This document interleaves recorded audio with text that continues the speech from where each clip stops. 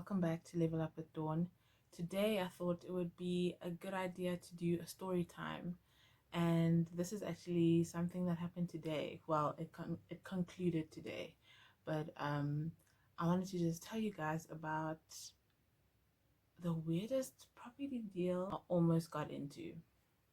So I'm on Property 24 all the time, and I just browse properties and I just see, oh, is this a good deal? Is this not? And I found one. And funny enough, it's a freestanding house. And I've said before, I'm not interested in freestanding houses. But this freestanding house was tenanted and the lease had been renewed recently. So I contacted the real estate agent and I asked them uh, how much rent is being earned here.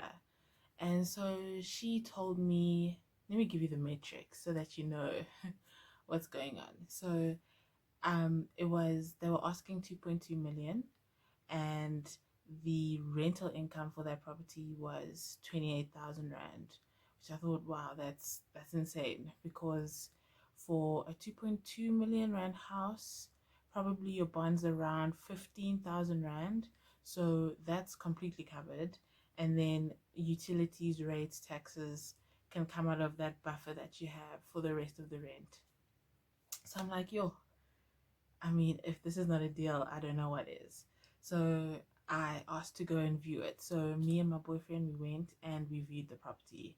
And it turned out, so this property was on a large stand and it had two freestanding houses, but the house was subdivided into different properties. So I think the main house was subdivided into three um, separate accommodations with their own separate entrances, and then uh, the second house had two people living there, and then there was a a staff accommodation that was rented out like a cottage, and then a caretaker was the caretaker of that property was renting out a room for like 1,000 rand. So all of these leases, about 8 different leases. Oh, and also they had built storage facilities, so there were 3 different storage facilities on the property that were being rented out.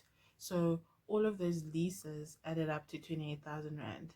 And I thought, this is fantastic, because you don't have concentration risk. So it doesn't mean if someone decides to move out of the main house, then 14,000 rand is just gone. Like, there's 2 other people living there, there's 2 other people outside of the house, and there's staff accommodation, and the caretaker's renting a room, and they're actually helping you to take care of the property. So I mean, of course, I wanted to put down an offer and go through the process, I guess, of getting the loan. And I just knew I stood a good chance. I would not have been able to afford that property if it wasn't income generating. And some loans, some banks allow you to include the income you're going to earn from the property into your affordability calculation, so that you can better suss out if you can afford the property. So I knew that 28,000 that they were going to add to my income would have most likely done it for me. Yeah, we signed an offer to purchase, and the real estate agent tells me that the sellers out of the country, or oh, I mean, it's COVID, so I don't know how they can be out of the country.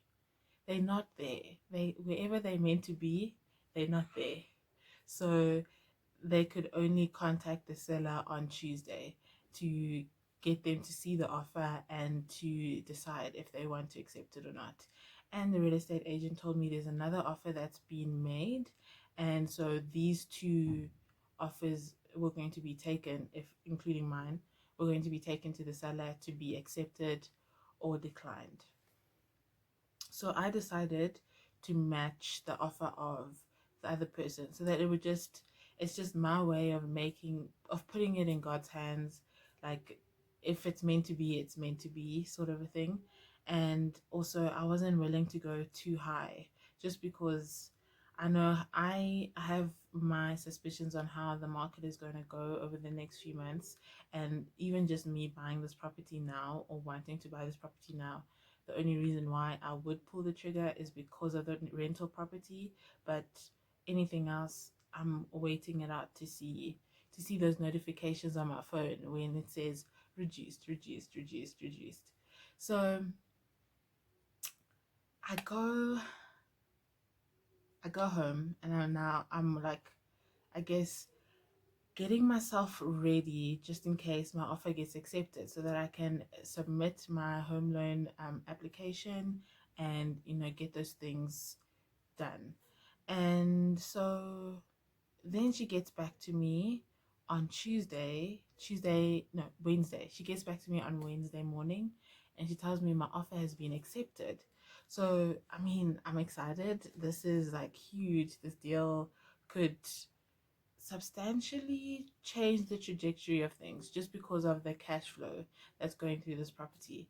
And so I was excited. And so I was just asking her, okay, please, can you get me the lease agreements, copies of the lease agreements, just so that if the bank thinks it's far-fetched for me to say 28,000 Rand rent, I have proof to show that. So I've been waiting for those lease agreements to come through. And then Monday, today, in the morning, I get a WhatsApp from the real estate agent, and she says the first offer got a bond grant, so the property has been sold. I'm just like, what do you mean? What do you mean? Because I thought my offer was accepted, so then it's up to me to get the loan, and I was given my deadline, which was the end of June, to get that loan. So I'm like, who's this other person? Like, what's going on here? And she said, no, my offer was conditional on the other offer falling through.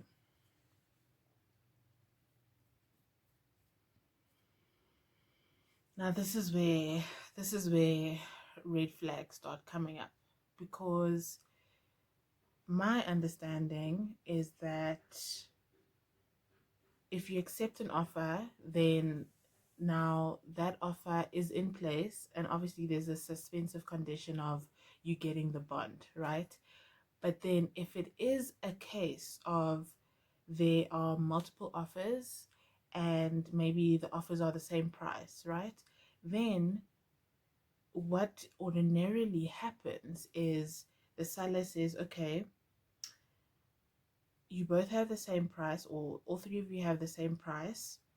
This is I agree to sell this property at this price, but now I'm going to sell it to whoever gets financing the fastest. But it's made known and it's made clear that seller A, seller B, seller C, or buyer A, buyer B, buyer C, you are now in competition to get a loan as fast as possible. So ready, set, go. Which was not the case for me. And I mean, I was annoyed. I was annoyed because I felt misled in a way, because in the offer to purchase there's an irrevocability clause, which means they state the date and time until your offer is valid. So mine was the Tuesday, last week Tuesday at 10 p.m. So my offer was valid until last week Tuesday 10 p.m. And if my offer was not accepted by then my offer no longer stands. But now I feel like that is how they get around them accepting multiple offers and just letting them fall like dominoes, is how they get around this irrevocability clause. Because if someone else, let's say this person, so the person now who's going to buy the property, congratulations to you. I'm still a little sour, but hey, there's enough property for all of us. The person who's going to buy this property, if let's say they got the bond, reverse. Let's say they accept the first offer, right? And then that's it. They say, okay, cool, we accepted that offer. Then I'll be like, okay, cool, chilled. Then my offer no longer stands. But then they now need to go and they have to go now and get a loan, right? And then if that loan falls through and they don't get that loan, and then they come back to me and say, oh, that one fell through. If you want to still buy it, we can look at your offer again. Like, best believe I'm not offering you the same amount again. Like, it's gonna be 100K to 200K less, because for pain and suffering. Okay, now I'm being petty. Not for pain and suffering, but I mean, it's a business. It's a business. You should have checked better. You should have asked for verification on affordability. It's not my fault, but it's like, and that's where that's how the irrevocability clause protects the buyer, because things change. If you say you don't want my money, cool. If you say you don't want my money, cool. But if you're gonna come back crawling, then I'm not gonna offer you the same amount. It just seems so sketchy to me. And I mean, I took the time to do research just to see, is this normal practice? And it's normal practice to accept multiple offers, but then it is made known that multiple offers have been accepted, not received, accepted. Now the race is who gets financing first. But I think also on the flip side of things, I did pray about this, and I did say, if this is not meant for me, don't let it happen. And I mean, these are extraordinary circumstances to not let something happen. So then it's definitely not for me. And even though I don't like the answer, I have to accept it because it's clearly for my own good. And maybe there's something better coming. I'm not gonna say maybe there's an issue with the property. The property looked good. There were some structural things that I knew we would have to put money into, and there was a lot of upgrading that needed to be done. But maybe my next deal is gonna be something where there's less upgrading, or it's a bigger stand, or the income potential is higher. But I just wanted to share that story with you guys. Just because, I mean, it's not all hunky dory in this market. And it's funny because I'm in a situation where demand is lower than supply, but there is like, if your property is really good, if your property is really good, then it's the it's the seller who has the power in that dynamic. Yo,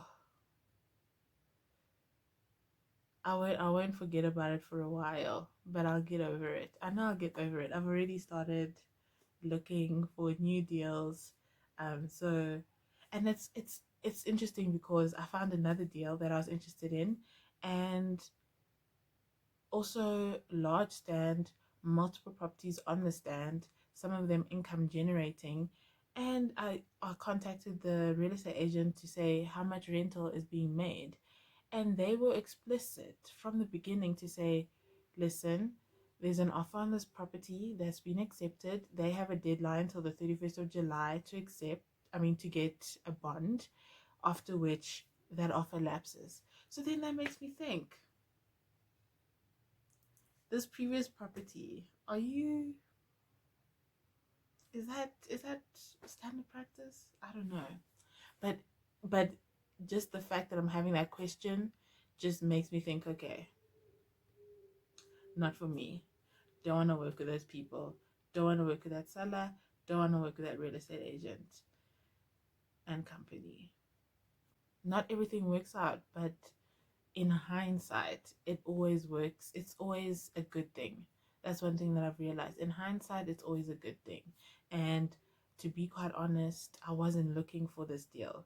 I just stumbled upon it. So maybe that's also a lesson for me to just take a step back and actually think and actually assess if I want to be in the market right now.